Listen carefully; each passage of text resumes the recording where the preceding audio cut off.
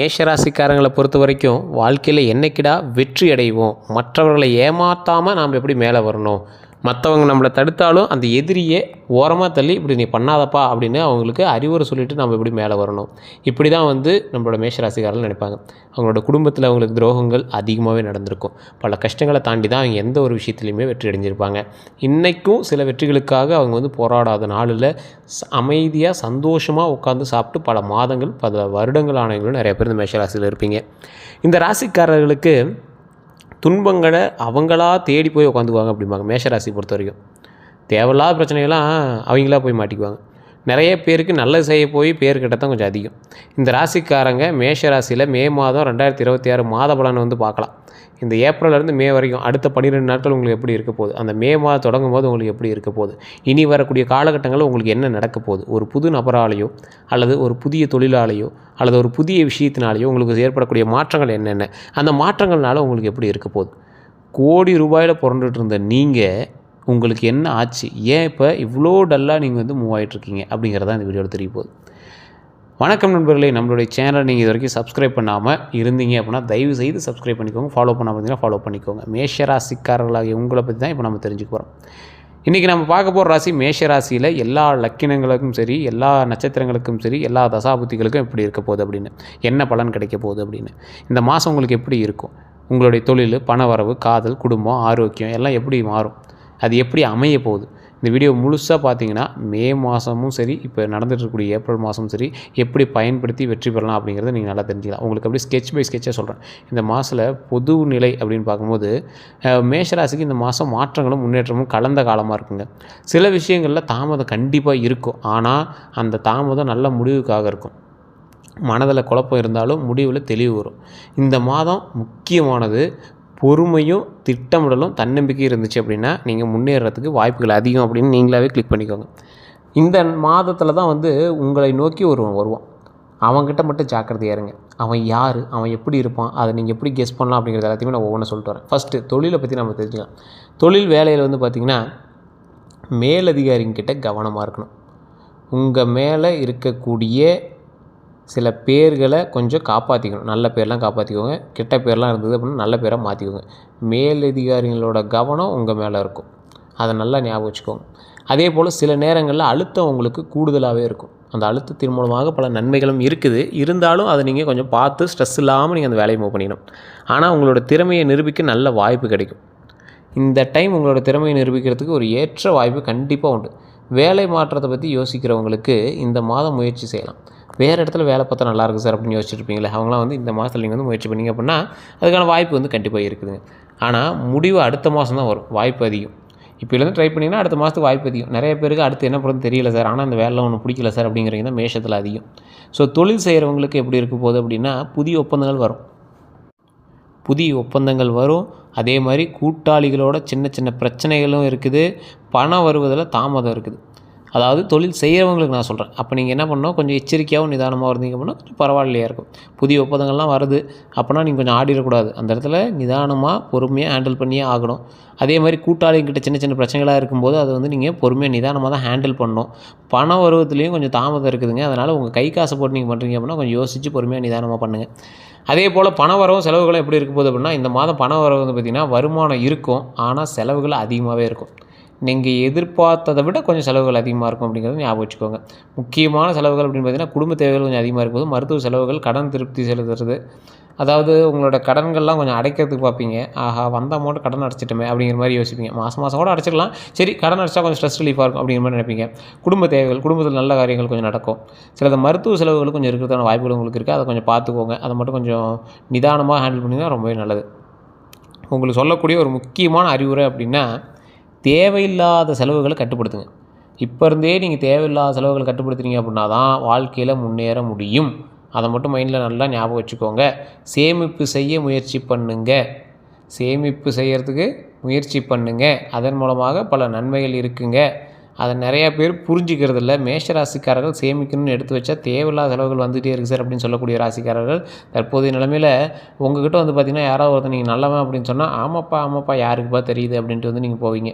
அதே மாதிரி உங்கள்கிட்ட யாராவது ஒருத்தர் இப்படி உங்களை ஐஸ் வச்சுட்டு ஒரு அமௌண்ட் கொடுப்பா அப்படின்னு கேட்டால் நீங்கள் கொடுத்துருவீங்க.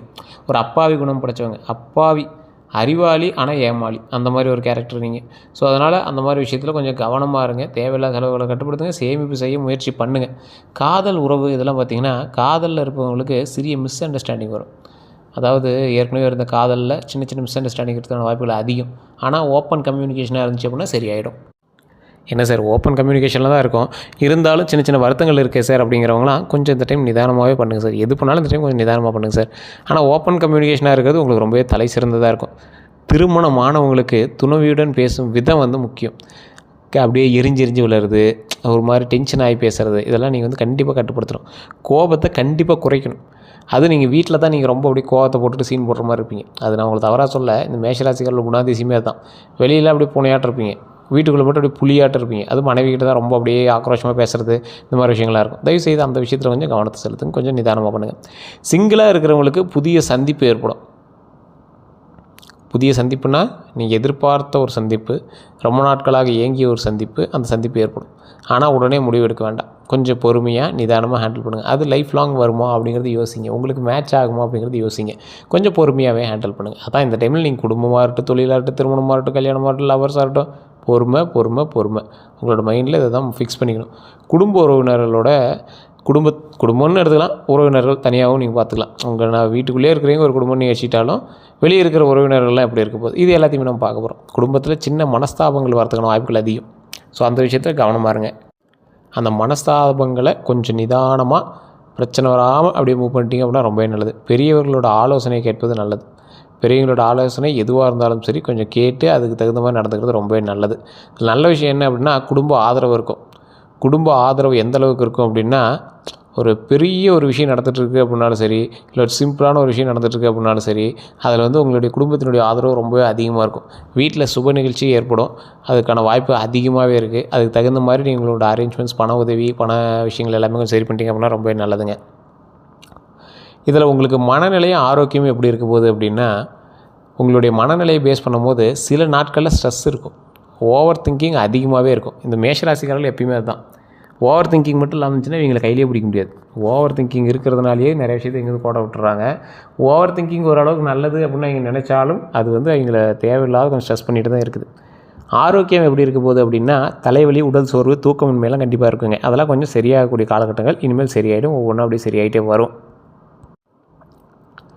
இந்த ஆரோக்கிய விஷயத்தில் மட்டும் கொஞ்சம் ஜாக்கிரதையாகவும் இருக்கணும், நிதானமாக இருக்கணும். தலைவலி விஷயத்தில் கொஞ்சம் கவனமாக இருங்க, உடல் சோர்வு விஷயத்தில் கொஞ்சம் கவனமாக இருங்க. தூக்கம் இல்லாமல் இருக்கிறீங்க அப்படின்னா கண்டிப்பாக அந்த விஷயத்தில் நீங்கள் ரொம்ப கவனமாக இருக்கணும். செய்ய வேண்டியது அப்படின்னா யோகா, தியானம். நீங்கள் அமைதியாக இருந்தீங்க அப்படின்னாவே நீங்கள் பண்ணுறது யோகா தான். மேஷராசிக்காரெல்லாம் யோகா தியானத்துக்குலாம் உட்காந்ததெல்லாம் நீங்கள் பல பேர் பார்த்துருக்கவே மாட்டீங்க. ஏன்னா அவங்களால அமைதியாக அவ்வளோ சீக்கிரம் உட்கார முடியாது. ஏதாவது ஒன்று மைண்டில் ஓடிட்டே இருக்கும். ஓவர் திங்கிங் பர்சன் அவங்க. ஸோ முடிஞ்ச அளவுக்கு ட்ரை பண்ணுங்கள், நடிங்க. யோகா பண்ணுற மாதிரி, தியானம் பண்ணுற மாதிரி உங்களை நீங்களே நடிங்க. அப்போயாவது அப்படியே அதுக்கு தகுந்த மாதிரி கொஞ்சம் நேரம் அமைதியாக இருக்கீங்களான்னு பார்க்கலாம். சரியான தூக்கம் வேணும், நல்லா தூங்கி எந்திரிக்கணும், மைண்டு ஃப்ரீயாக ரிலாக்ஸாக தூங்கி எந்திரிக்கணும், அதுதான் மெயின். இந்த காலகட்டத்தில் நிறைய நீர் குடிங்க, தண்ணி நல்லா குடிங்க, உடம்பை நல்லா ஹைட்ரேட்டாக வச்சுக்கோங்க. அது ரொம்ப முக்கியம். உடல் ஆரோக்கியத்தில் கவனங்கிறத மைண்டில் நல்லா ஞாபகம் வச்சுட்டு நீங்கள் வந்து பண்ணணும். கல்வி, இந்த மாணவர்களுக்கு இதெல்லாம் எப்படி இருக்குது அப்படின்னா, கான்சன்ட்ரேஷன் கொஞ்சம் குறையுங்க. கான்சன்ட்ரேஷன் கொஞ்சம் குறையுது அப்படின்னா தேவையில்லாத டிஸ்ட்ராக்ஷன் அதிகமாக இருக்கும் அப்படின்னு அர்த்தம். அப்போ இந்த தேவையில்லாத அதிகமான இருக்கக்கூடிய டிஸ்ட்ராக்ஷன்ஸை கொஞ்சம் அவாய்ட் பண்ணுங்கள். தேவையில்லாமல் எவனா உங்கள்கிட்ட பேசினாலோ இல்லை தேவையில்லாத மைண்டுக்கு வேறு ஏதாவது கொண்டு வந்தாலும் அதை அவாய்ட் பண்ணி நீங்கள் படிக்கிற வேலையில் கவனம் செலுத்துங்க. அது ரொம்ப முக்கியமானது. டைம் டேபிளை பின்பற்றுங்க. சோசியல் மீடியா யூசேஜ் குறைங்க. தேர்வுக்கு தயாராக இருங்க. கடைசி நேரத்தில் நல்ல பர்ஃபார்மன்ஸ் தருவீங்க. ஸோ என்ன தான் நீங்கள் முன்னாடி அது இதுன்னு பண்ணாலும் கடைசி நேரத்தில் பர்ஃபார்மன்ஸ் நல்லாயிருக்கும். அதுக்கு தகுந்த மாதிரி நீங்கள் முன்னாடி ப்ரிப்பேர் பண்ணுங்கள். இது வந்து மேஷராசிக்காரர்கள் இந்த டைம் நடக்கும். உங்களோட அவுட்புட்லாம் நல்லா தான் இருக்க போகுது. ஸோ அதனால் முன்னாடியே வந்து டிஸ்ட்ராக்ஷனு, அந்த கான்சன்ட்ரேஷன் டிஸ்டர்ப் பண்ணுறதா இருந்துச்சு அப்படின்னா அதை மட்டும் சரி பண்ணிக்கோங்க. அவ்வளோதான். உங்களுக்கு ஒரு பெரிய பிரச்சனைலாம் எதுவுமே கிடையாதுங்க. சரியாகக்கூடிய பிரச்சனைகள் தான். அதனால் நீங்கள் அதில் பயந்துக்கவே தேவையில்லை. இந்த ராசிக்காரர்களுக்கு அதிர்ஷ்டமான அம்சங்கள்லாம் இருக்குதுங்க. இந்த அதிர்ஷ்டமான அம்சம் அப்படின்னு பார்த்திங்கன்னா, அதிர்ஷ்டமான எண் எல்லா ராசிக்காரர்களுக்கும் ஒவ்வொன்று இருக்கும். மேஷ ராசிக்காரர்களுக்கு லக்கி நம்பர்னு ஒன்று இருக்கும். ஆனால் இந்த அதிர்ஷ்ட எண் வந்து இந்த காலகட்டத்தில் உங்களுக்கு உதவும். 3, 9. இந்த 3, 9ங்கிறத நீங்கள் எதில் பயன்படுத்துகிறீங்க அப்படிங்கிறத பொறுத்து இருக்குதுங்க. அதே மாதிரி அதிர்ஷ்ட நாள் செவ்வாய், ஞாயிறு. இந்த செவ்வாய்க்கிழமை, ஞாயிற்றுக்கிழமை 2 நாட்களில் அதிர்ஷ்டமான நாள் அப்படின்னு சொல்லியிருக்காங்க. அதில் எது உங்களுக்கு வந்து மேட்ச் ஆகுதுன்னு பாருங்கள். அது எந்த விஷயம் வந்து உங்களுக்கு செட் ஆகுதோ அதுக்கு தகுந்த மாதிரி நீங்கள் வந்து செயல்படுங்க. அதிர்ஷ்டமான நிறம் சிவப்பு, ஆரஞ்சு. அதிர்ஷ்டமான நிறம், அந்த அதிர்ஷ்டமான ஆடை பயன்படுத்தணும் அப்படின்லாம் அவசியம் இல்லைங்க. அந்த கலரில் ஒரு கர்ச்சீப் இருந்ததுன்னா கூட உங்கள் கையில் வச்சுருக்கலாம். அதிர்ஷ்டமான நிறம் கொண்ட கர்ச்சீப் இருந்தது அப்படின்னா கூட கையில் வச்சுக்கலாம். நிறைய பேர் கேட்பாங்க, சார் சிவப்பு சட்டையை போட்டுட்டு எப்படி சார் ஒருத்தர் ஒரு ஃபங்க்ஷனுக்கு போயிட்டு வர முடியும், ஆரஞ்சு சட்டையை போட்டு எப்படி சார் ஒருத்தர் ஒரு ஃபங்க்ஷனுக்கு போயிட்டு வர முடியும்? கர்ச்சீஃப் வச்சுக்கலாம் சார். கர்ச்சீஃப் இருக்கிறதுனால அது ஒன்றும் பெரிய அசிங்கமானது தெரியாது. அது மட்டும் இல்லாமல் அந்த நிறத்திலேயே தான் ஆடை போட்டு போகணும் அப்படின்னு ஒன்று கிடையாதுங்க. அதேமாதிரி அதிர்ஷ்டமான நாள் வந்து இப்போ செவ்வாய் ஞாயிறுன்னு சொல்லியிருக்குன்னா ஒரு நல்ல மேட்டர் வருது சார், அந்த ஒரு ஃபார்ம் வந்து சைன் பண்ணுறோம், ஆனால் 2 நாளில் பண்ணி ஆகணுங்கிறாங்க, அது செவ்வாய்க்கிழமை பண்ணலாமா இல்லை என்ன பண்ணுறதுன்னு தெரில, ஞாயிற்றுக்கிழமை பண்ண முடியாது, லீவாக இருக்கும், இப்போ என்ன பண்ணுறது அப்படின்னா எந்த நாள் உங்களுக்கு அமையுதோ அதுவும் உங்களுக்கு அதிர்ஷ்டமான நாள் தான். அது மைண்டில் ஞாபகம் வச்சுக்கணுங்க. தானாக வேறு வழியே இல்லாமல் ஒரு நாள் அமையுது அப்படின்னா அது உங்களுக்கு அதிர்ஷ்டமான நாள் தான். இது வந்து நீங்களால் செய்யக்கூடிய ஏதாவது ஒரு வேலைக்கு இந்த 2 நாளில் பயன்படுத்திங்கன்னா ரொம்ப நல்லாயிருக்கும். அதிர்ஷ்டமான எண் 3, 9, அதிர்ஷ்டமான நாள் செவ்வாய் ஞாயிறு, அதிர்ஷ்ட நிறம் சிகப்பு, ஆரஞ்சு.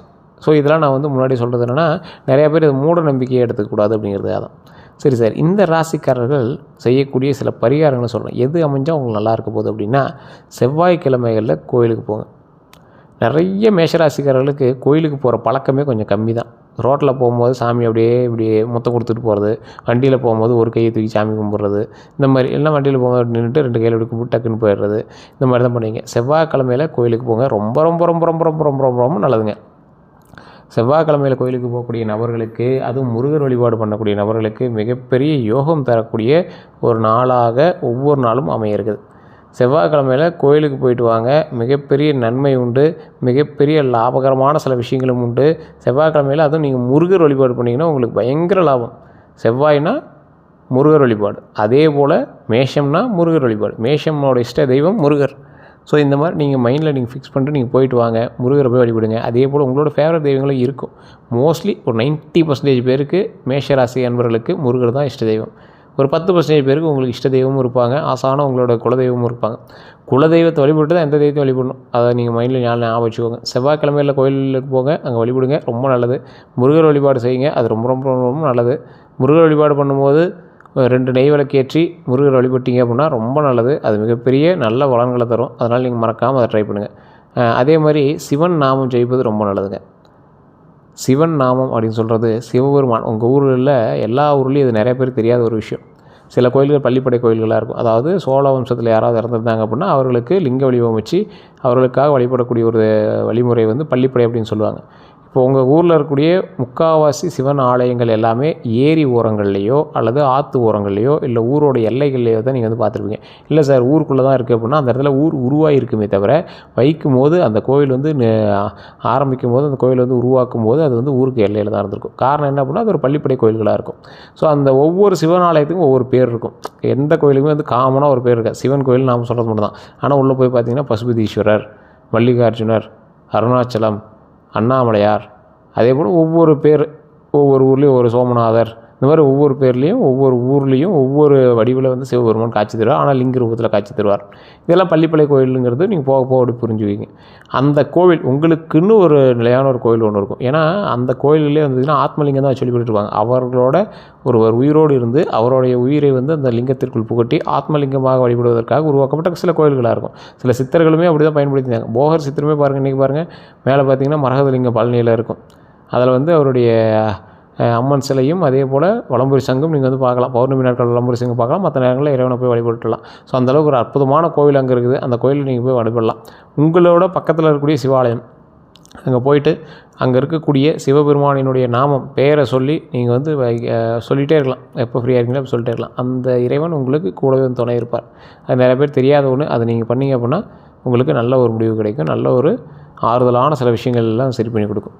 அதே மாதிரி ஏழைகளுக்கு உணவு வழங்குங்க. கோவில் வாசல்லையோ அல்லது இல்லாதவங்க இருக்காங்க அப்படின்னா அவங்களுக்கோ யாருக்கோ ஒருத்தர் ஏழைகளுக்கு உணவு வழங்க. அந்த ஏழைகளுக்கு வழங்கக்கூடிய உணவு ரொம்ப நீங்கள் காஸ்ட்லியாக பண்ணணும், செலவு அதிகமாக பண்ணணும், 100 பேருக்கு பண்ணணும், 1000 பேருக்கு பண்ணணும், அப்படிலாம் கிடையாதுங்க. 10 பேர் இல்லை சார் 5 பேருக்கு கூட ஓகே. 10 பேர் 5 பேர், 5 பேர் இல்லைனாலும் 10 பேர்.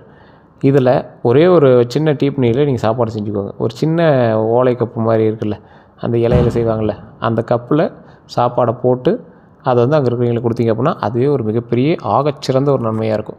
இதை நீங்கள் ட்ரை பண்ணிங்க அப்படின்னா வாழ்க்கையில் மிகப்பெரிய நன்மை அடைவீங்க. இந்த விஷயங்கள் நீங்கள் செய்யும் போது உங்களுக்கான அவுட்புட் உங்களுக்கே தெரிய ஆரம்பிக்கும். பல நன்மைகள் நடக்க ஆரம்பிக்கும். பல விஷயங்கள்னால மிகப்பெரிய சக்ஸஸ் எல்லாத்தையும் நீங்கள் சந்திக்க ஆரம்பிப்பீங்க. இதை மட்டும் ட்ரை பண்ணி பாருங்கள், வாழ்க்கையில் மிகப்பெரிய நன்மைக்கு வருவீங்க. நிறைய பேர் இந்த ராசிக்காரர்களில் கந்திஷ்டி அதிகமாக இருக்குது அப்படின்னு சொல்லிட்டு இருந்தீங்க. கந்திஷ்டி அதிகமாக இருக்கிறவங்க கருங்காலி மாலை பயன்படுத்துங்க. கீழே ஒரு நம்பர் கொடுத்துருக்கோம். அந்த நம்பருக்கு நீங்கள் ஃபோன் பண்ணிங்க அப்படின்னா கருங்காலி மாலை வாங்கிக்கலாம். 1800 தான் கருங்காலி மாலை இருக்குது. ஒரிஜினல் கருங்காலி மாலை மட்டும்தான் எங்ககிட்ட இருக்குது. லிமிட்டட் ஸ்டாக்ஸ் மட்டும்தான் இருக்குது. இதில் பார்க்கிங்கோ இல்லை கம்மி விலையில் இருக்கா அந்த மாதிரி கேட்குறது எதுவுமே இல்லைங்க. 1500 தான் இருக்குது. 8mm கருங்காலி மாலை இருக்குது. 6mm 1300 இருக்குது. சைஸுக்கு தகுந்த மாதிரி தான் இருக்கும். அதே மாதிரி கருங்காலி ரிங் இருக்குது, அது 400 மேலே இருக்குது. அதே போல் பிரேஸ்லெட் இருக்குது. இது எல்லாமே ஒரிஜினல் மட்டும் தான் நம்ம போட்டுருக்கோம். நீங்கள் வாங்கி செக் பண்ணிக்கலாம். உங்களுக்கு வேணும் அப்படின்னா ஜஸ்ட் நீங்கள் கால் பண்ணி கேட்டு நீங்கள் ஆர்டர் ப்ளேஸ் பண்ணிக்கலாம். இது கேஷ் ஆன் டெலிவரி கிடையாது. அதையும் நாங்கள் தெளிவாக சொல்லிடுறோம். விருப்பம் இருக்கிறவங்க மட்டும் கால் பண்ணுங்கள். வாங்கணும் அப்படிங்கிறவங்க மட்டும் கால் பண்ணுங்கள். சும்மா என்கொயரி பண்ணுறவங்க கால் பண்ண வேண்டாம். ஏன்னா லிமிட்டட் ஸ்டாக்ஸ் மட்டும் தான் இருக்குது. அது குறிப்பிட்டவங்களுக்கு மட்டும் தான் அமையும். அப்படி அந்த கருங்காலிங்கிறது யாருக்கிட்ட போகணுன்னு இருக்கோ அவங்ககிட்ட மட்டும் தான் போகும். அதை நீங்கள் தெளிவாக தெரிஞ்சவங்களா இருந்தால் உங்களுக்கு புரியும். ஸோ அதனால் அப்படி இருக்கிறவங்க மட்டும் நீங்கள் வாங்கிக்கோங்க. மற்றபடி உங்களுக்கு வேண்டாம் அப்படின்னா நீங்கள் ஸ்கிப் பண்ணிக்கலாம். வேறு எந்த ஒரு கருத்துக்களாக இருந்தாலும் மறக்காம கமெண்ட் செக்ஷன் பற்றி விடுங்க. நம்ம சேனலை ஃபாலோ பண்ணாமல் ஃபாலோ பண்ணிக்கோங்க. நம்ம ஃபேஸ்புக் பேஜ் ஃபாலோ பண்ணாமல் ஃபாலோ பண்ணிக்கோங்க. நம்ம சேனல் சப்ஸ்கிரைப் பண்ணிட்டு பக்கத்தில் பெல் பட்டனை ப்ரெஸ் பண்ணி அதில் ஆல் அப்படின்னு கிளிக் பண்ணிக்கோங்க. எல்லோரும் நன்றி நண்பர்களே.